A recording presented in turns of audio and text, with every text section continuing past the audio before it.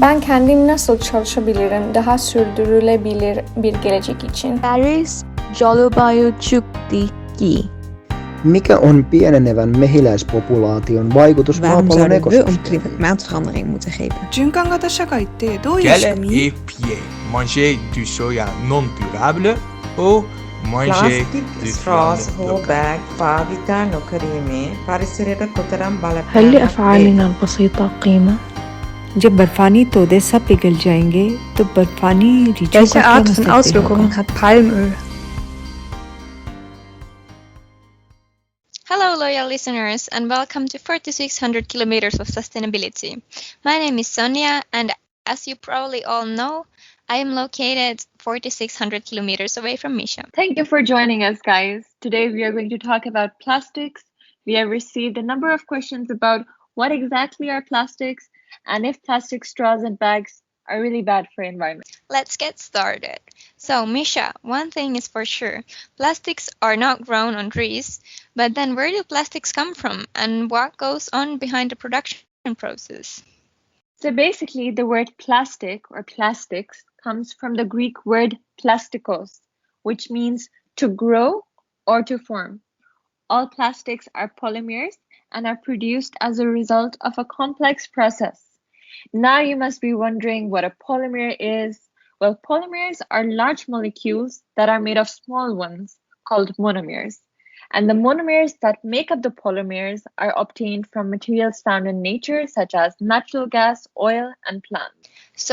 So in short, plastics are made from raw materials like natural gas, oil, or plants, which are refined into ethane and propane. Then the ethane and propane are treated with heat in a process called cracking, which turns them into ethylene and propylene. These materials are combined together to produce different polymers which can be molded into different shapes, for example, water bottles, Tupperware, medical devices, and much more. So this is basically how plastics are produced. Also, over 99% of plastics are made from chemicals obtained from fossil fuel, which means that the fossil fuel and plastic industries are deeply connected. There's currently a surplus of natural gas, which has resulted in the lowest gas prices since 2016. So the fossil fuel companies have been increasing the production of plastic by twofolds.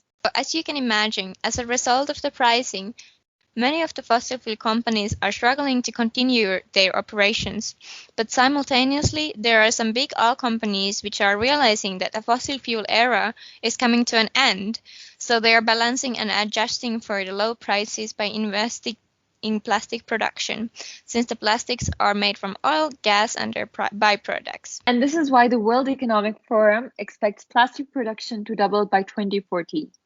To summarize, plastics are made from unsustainable materials, including natural gases and crude oil. The production process of plastics is extremely energy intensive and results in the emissions of greenhouse gases at every stage of its life cycle.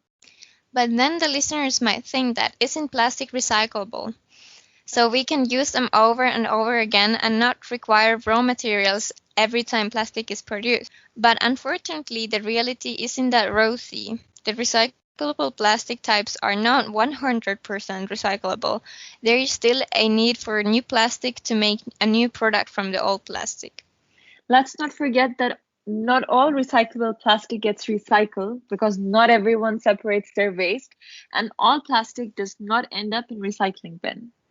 So now that we already are talking about how bad the plastic is, let's add that plastic takes a long time to degrade and leaches toxic substances too. The standard everyday plastics are not compostable. In fact, they can sometimes take 1,000 years to decompose. So when they are left to degrade, there is concern over harmful chemicals leaching out into the environment. And when the plastic finally degrades, it doesn't disappear, but instead breaks down into smaller pieces and tiny particles known as microplastics. These tiny plastics can enter into oceans and impact marine life as well as human health. The marine life is impacted because fish eat microplastic thinking it's food. The fish are then consumed by birds and humans, so then we all ingest harmful toxicants.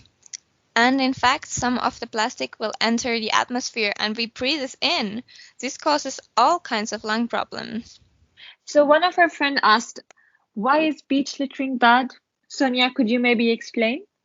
Yes, so beach littering consists of various types of things thrown on beaches, such as food containers, wrappers, bottles, and cans.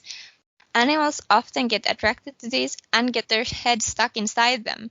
Some animals on the beach, such as turtles, also can use cans as shelter to hide from humans, in which they often get trapped and cut themselves to the sharp metal. Then we have plastic bags, which animals can confuse for food. The animals can eat them, and the plastic gets stuck in their food pipe, causing them to choke and die. Similarly, there's also chewing gum, which can stick to the feathers of birds, restricting their movement and making it difficult for them to fly. Overall, littering the beach causes harm to wildlife. There is also an estimation that there are now 150 million metric tons of plastic in the ocean, and each year we add another 8 million tons.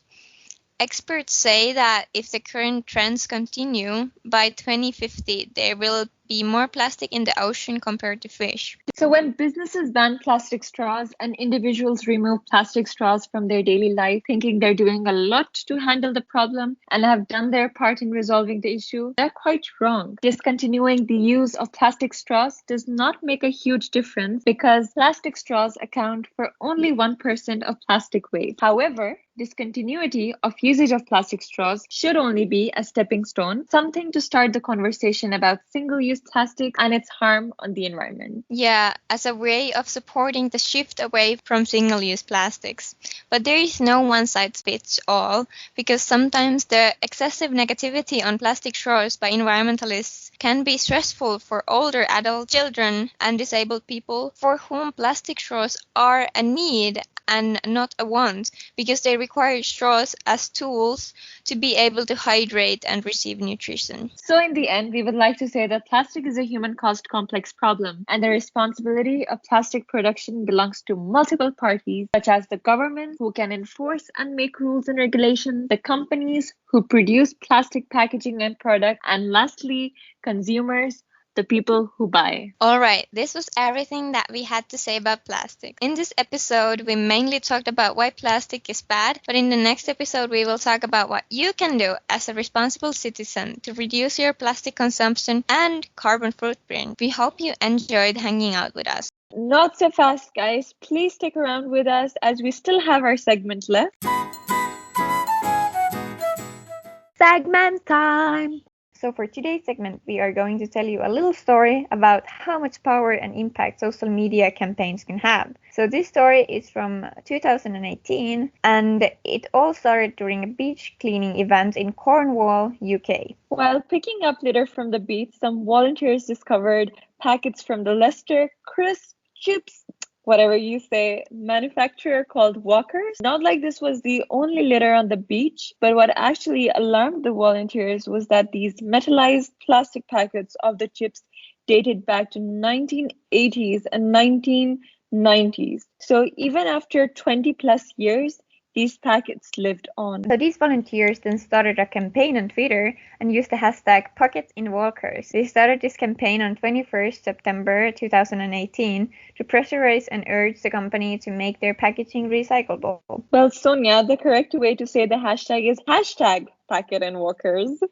But yeah, anyway, part of the campaign was to urge people to post empty packets or Walker chips to the free post address of the organization. The campaign page said, and I quote, "It won't cost a penny as we can use Walker's own free post address. Imagine the scenes in Walker's headquarters when hundreds of packets are delivered each day," unquote. There is an agreement between Walker's and Royal Mail. So the Royal Mail was obliged by law to deliver these bags to the address. Posting pictures of oneself on social media, popping these empty packets in the post was also part of the campaign. Twitter was totally set ablaze, not literally, but by the pictures being posted by these environmental activists. This campaign was shortly followed by Walkers starting a scheme to recycle crisp packets. The main message of this segment is that the scheme was started as a result of postal protests. The company said that they cannot switch to recyclable packets until at least 2025, but meanwhile will recycle the packets in a different way.